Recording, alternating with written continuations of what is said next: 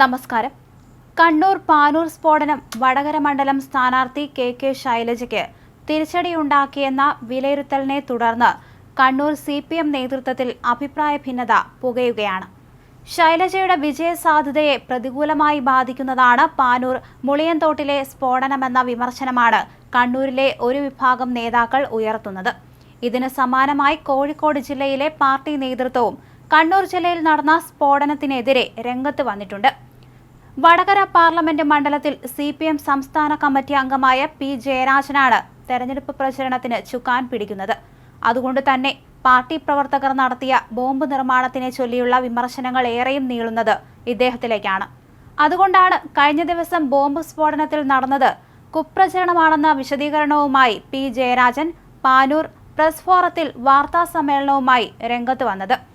TP Chandrasekharan വധക്കേസും അക്രമരാഷ്ട്രീയവും ചർച്ചയാകുന്ന Vadakara parliament മണ്ഡലത്തിൽ ഇരുട്ടടിയായി മാറിയിരിക്കുകയാണ് പാനൂരിലെ സ്ഫോടനം.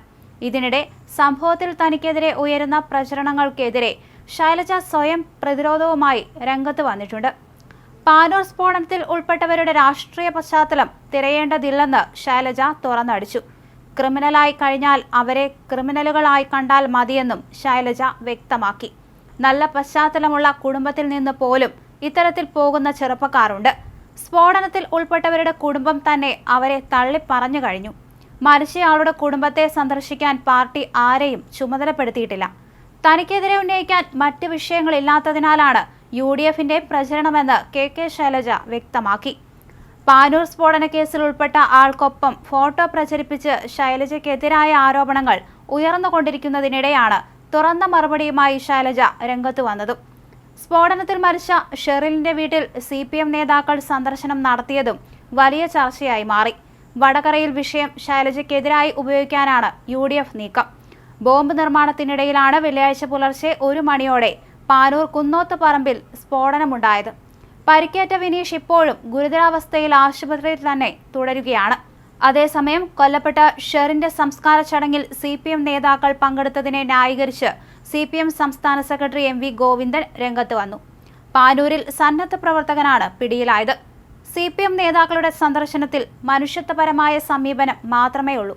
സ്ഫോടനം നടന്ന സ്ഥലത്ത് DYFI നേതാവ് പോയത് രക്ഷാപ്രവർത്തനത്തിനാണ്. പോലീസ് പിടികൂടിയ DYFI പ്രവർത്തകൻ നിരപരാധിയാണ്. പൊതുപരിപാടിയിൽ MV ഗോവിന്ദൻ പറഞ്ഞു. ഷെറിന്റെ വീട്ടിൽ CPM നേതാക്കൾ സന്ദർശിച്ചത് അറിയില്ലെന്നും ഇതിൽ പാർട്ടിക്ക് ബന്ധമില്ലെന്നായിരുന്നു കഴിഞ്ഞ ദിവസം ഗോവിന്ദൻ പറഞ്ഞത്. എന്തായാലും സ്ഫോടനം നടന്നതിന്റെ പശ്ചാത്തലത്തിൽ സംസ്ഥാനത്തുടനീളം ഇത്തരത്തിൽ ബോംബ് പരിശോധന നടത്തുന്നുണ്ട്. പോലീസും ഇതിൽ ഒരു വിട്ടുവീഴ്ചയുമില്ലാതെ എല്ലായിടത്തും പരിശോധന നടത്തി വരികയാണ്. 10 പേർ ഇതിനോടകം തന്നെ അറസ്റ്റിലായിരുന്നു. BJP പ്രവർത്തകരെ ലക്ഷ്യമിട്ടാണ് ഇത്തരത്തിൽ ബോംബ് നിർമ്മാണം നടത്തിയതെന്നും ആരോപണമുണ്ട്. പോലീസ് ഇതിനെക്കുറിച്ച് അന്വേഷിച്ചു വരികയാണെന്ന് അറിയിച്ചിട്ടുണ്ട്.